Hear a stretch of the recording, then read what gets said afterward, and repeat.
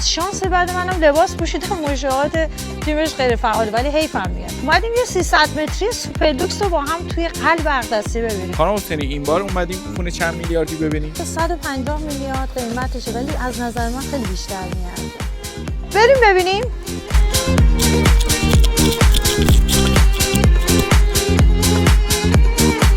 بفرمایید. 5 تا تک واحدی سوپر لوکس مخصوص کسایی که دنبال آرامش محض هستن. بریم به اتفاق داخل خونه.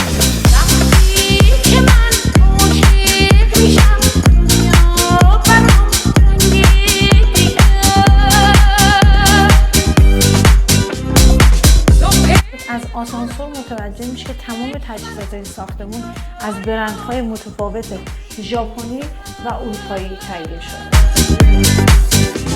بریم واحد رو با هم مشاهده کنیم.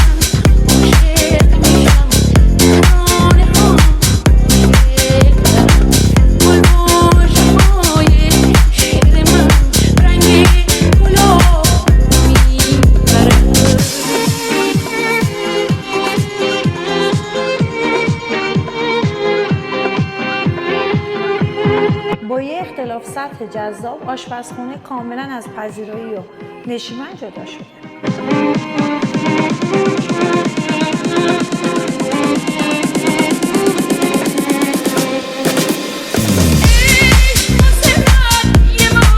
خونه کاملا هوشمنده. شما میتونید کنترل روشنایی، حتی درب ورود و خروج پارکینگ و گرمایش سرمایش رو اینجا روی گوشیتون داشته باشید. این قسمت هم فضای خصوصی، اینجا یه نشیمن داریم که برای تیوی با نور بسیار خوب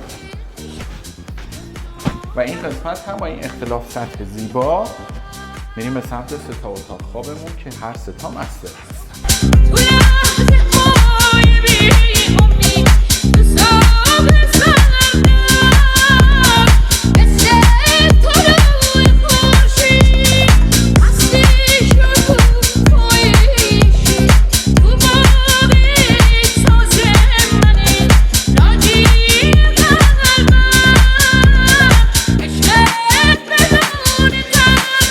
اگر چنانچه قصد خرید این واحد و واحدهای مشابه توی منطقه شمرون رو دارید، میتونیم به پیج ما سر بزنیم و با شماره‌ای که درج شده تماس بگیریم.